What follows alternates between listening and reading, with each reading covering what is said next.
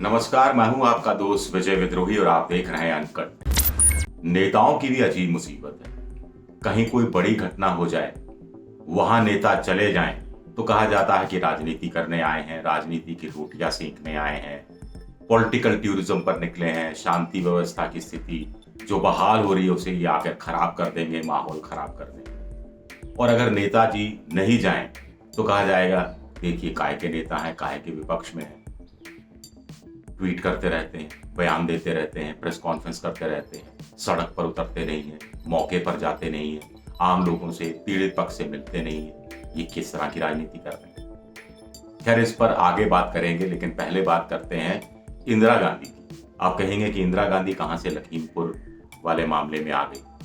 तो प्रियंका गांधी को बंद कर रखा है सीतापुर में।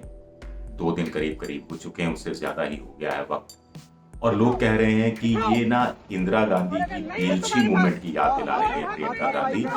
कोई हक नहीं है रोकने का, हमें हम 4 लोग हैं, दिखाओ मुझे लीगल बेसिस। और जैसे बेलछी मूवमेंट, बेलछी जाकर इंदिरा गांधी ने खुद को ताकत दी थी, कांग्रेस को ताकत दी थी, वैसे ही ताकत मिलेगी प्रियंका गांधी जो काम कर रही हैं इस समय।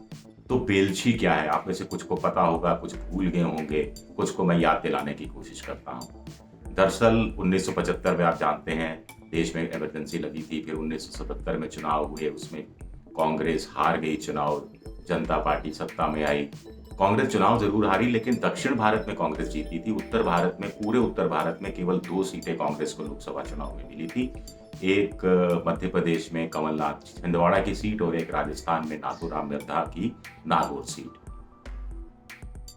तो बात है करीब मई जून की। बिहार के अंदर पटना और नालंदा के बीच में एक गांव है बेलछी, वहां पर एक बड़ा नरसंहार हुआ था। 11 हरिजन, उस समय दलित नहीं कहते थे, हरिजन कहते थे, 11 हरिजन मारे गए थे, दबंगों ने मारा था। और बड़ी विभत्स ढंग से ये काम हुआ था कि खेतों में ले गए थे उठा के, वहां पर चिताएं पहले से जल रही थी और मारा गया और फेंक दिया गया चिताओं में, जलती चिताओं में फेंक दिया गया, घायल अवस्था में या मरी हुई अवस्था में, पता नहीं। तो हिल गई थी इंदिरा गांधी, हिल गया था पूरा देश। उसके बाद अगले महीने बिहार शरीफ, वहां पर बिहार में ही, वहां पर सांप्रदायिक दंगे हुए। तो एक हरिजनों पर अत्याचार, एक मुसलमानों पर अत्याचार। सांप्रदायिक दंगे का मतलब यही कहा जाता था उस समय, आज भी यही कहा जाता है। तो इंदिरा गांधी ने बिहार शरीफ जाने का फैसला किया। इंदिरा गांधी बिहार शरीफ पहुंची और वहां से कहा कि अब मैं बेलछी जाऊंगी।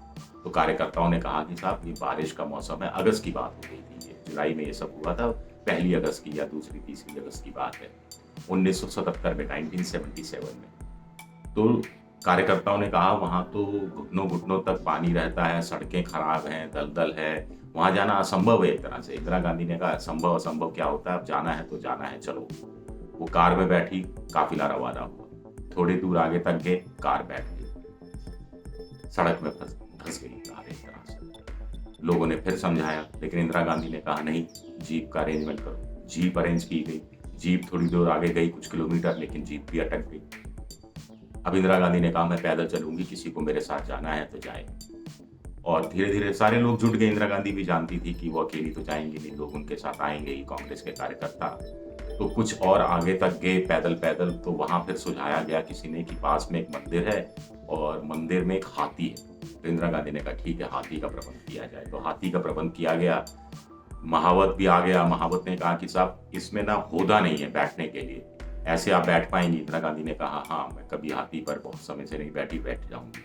उनके साथ कांग्रेस की एक नेता, शायद नाम प्रतिभा सिन्हा कुछ नाम था, वो भी बैठी उनको पकड़ने के लिए, संभालने के लिए। और वो हाथी से बेलछी गांव पहुंची, जैसे तैसे गांव में पहुंची। वहां पर गांव वालों से मिली। गांव वाले भी बड़े भावुक हो गए कि देखिए इंदिरा गांधी यहाँ पर आई है बेलछी जैसे गांव में, जबकि वहां पर प्रशासन भी नहीं पहुंचा था, स्थानीय नेता भी नहीं पहुंचे थे, ऐसा कहा जा रहा था।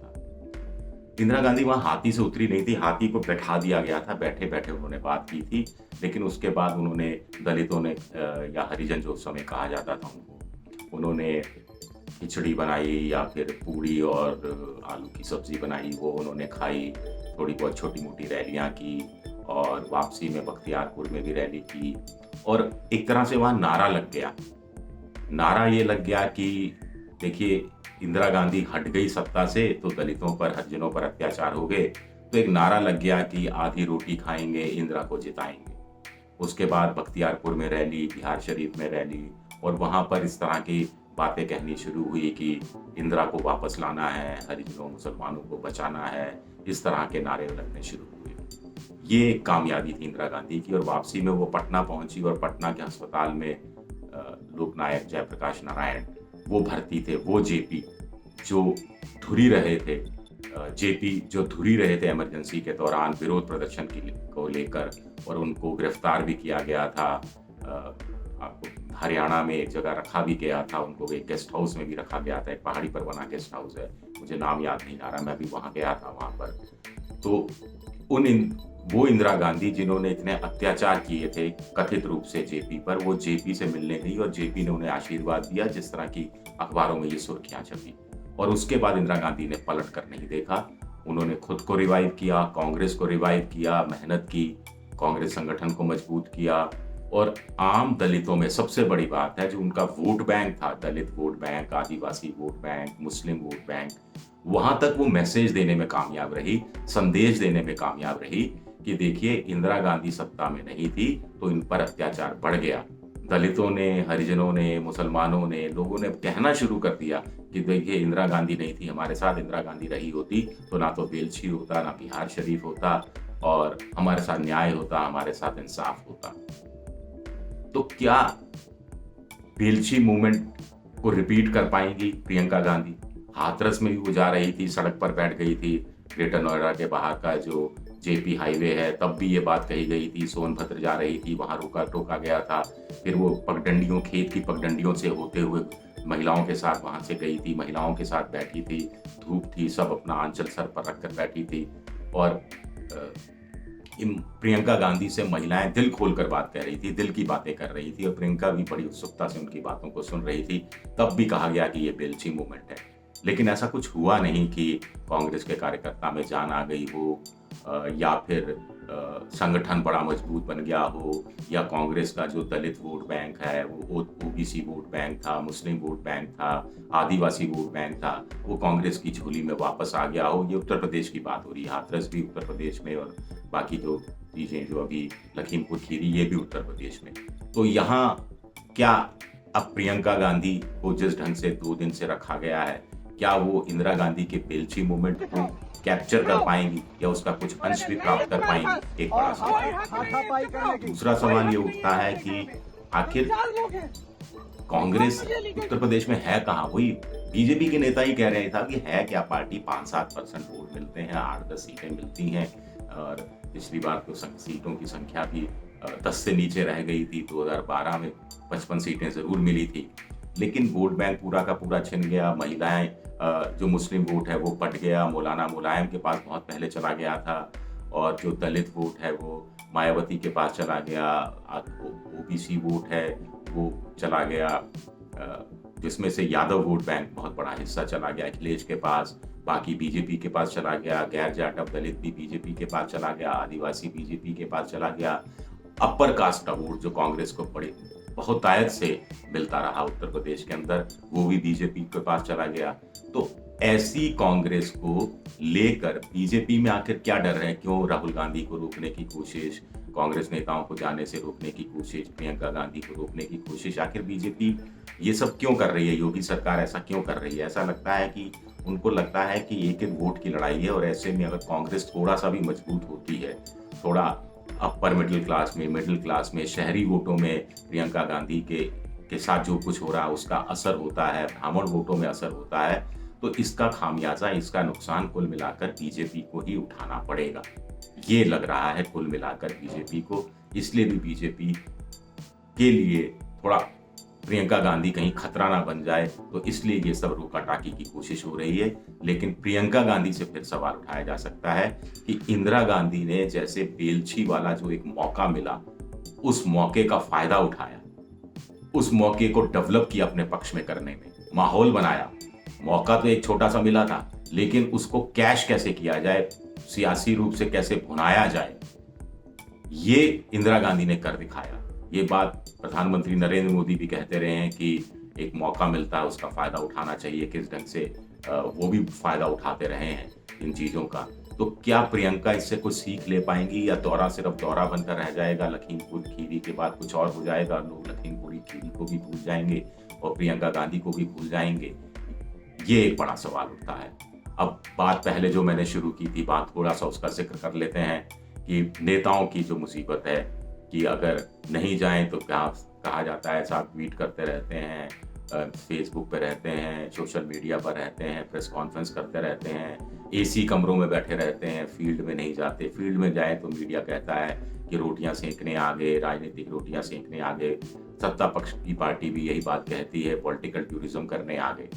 जबकि ये काम सभी करते रहे हैं। जो सत्ता पक्ष में होता है उसकी ज़ुबान यही होती है पॉलिटिकल टूरिज़्म की, और जो विपक्ष में होता है वो ये कहता है कि मैं लोकतंत्र बचाने के लिए आया हूँ, मैं आम जनता के दिल का जो दर्द है वो जानने के लिए आया हूँ, मैं इंसाफ की लड़ाई लड़ने आया हूँ। आपको ध्यान होगा 26/11 मुंबई में हुआ था, तब हमला चल ही रहा था। तब गुजरात के उस समय के मुख्यमंत्री जो प्रधानमंत्री के उम्मीदवार बीजेपी की तरफ से घोषित हो गए थे, नरेंद्र मोदी, वो वहाँ पहुँच गए थे। आपको याद होगा अमित शाह कैसे कर्नाटक में जब जेडीएस की सरकार थी तब वहाँ कुछ अत्याचार हुए थे, वहाँ पहुँचे थे। केरल में पहुँचे थे जब वाम दलों की सरकार थी। पश्चिम बंगाल गए थे पीड़ितों से जो टीएमसी के कार्यकर्ताओं के हाथों मारे गए थे, उनके परिजनों से मिलने, बीजेपी के कार्यकर्ताओं से मिलने। तो ये सिलसिला वैसा रहा है और लोग विरोध करते रहे हैं, लोग समर्थन करते रहे हैं, लोग अपने अपने तरीके से बयानबाजी करते रहे हैं। ये बात अपनी जगह सही है, लेकिन नेता हैं तो राजनीति में हैं, राजनीति में हैं तो राजनीति करने आए हैं। और राजनीति कैसे की जाएगी? ऐसे ही मौकों का फ़ायदा उठाकर ही राजनीति की जाती रही है, पहले भी की जाती रही है, अब भी की जा रही है, आगे भी की जाती रहेगी। लेकिन इसका निचोड़ ये है कि इस बहाने क्या सत्ता पक्ष को और सक्रिय हो जाना चाहिए कि हम इंसाफ जल्दी करा दें ताकि विपक्ष को मौका नहीं मिले? ऐसा भी हमने देखा नहीं होता है। या फिर विपक्ष इतनी देर तक धरना प्रदर्शन करे, इतना दबाव डाले सत्ता पक्ष पर कि सत्ता पक्ष मजबूर हो जाए इंसाफ करने के लिए? ऐसा भी हमने देखा है, नहीं हो रहा। तो फिर क्या ये सुविधा की राजनीति है, सहूलियत की राजनीति है कि कल को हम विपक्ष में हैं इसलिए हम इस तरह की राजनीति करेंगे, फिर हम सत्ता में आ जाएंगे और तुम विपक्ष में चले जाओगे तो तुम इस तरह की राजनीति करना, हम बयान इस समय ये देंगे, उस समय ये देंगे? क्या यही सब चल रहा है? सोचिए। शुक्रिया आप सबका, बहुत बहुत शुक्रिया।